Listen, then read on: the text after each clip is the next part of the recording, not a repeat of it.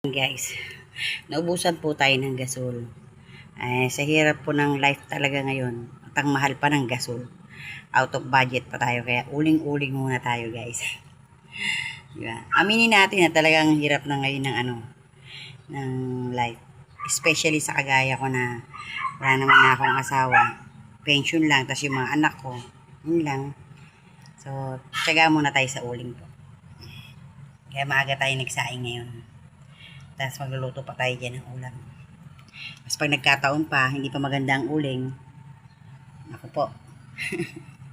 May ganun din kasi yung mga uling na hindi maganda ba. Parang yung tinatawag nila dito sa Ilocano, nagmumulmol. Yun. Baga, lang siya, nagiging parang abo siya, ganun.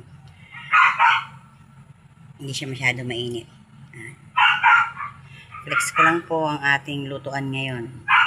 Uling, kasi hindi ako marunong magluto talaga sa kahoy. Marami akong kahoy dyan sa labas, yung mga naputol ng mga bagyo pa, pero hindi ako talaga marunong magluto sa kahoy.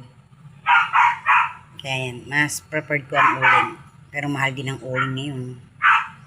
Kaya, pag may budget na tayo, gano'n pa tayo ng pambili ng gasol. Yan lang po guys. Thank you and good morning. Cooking time na.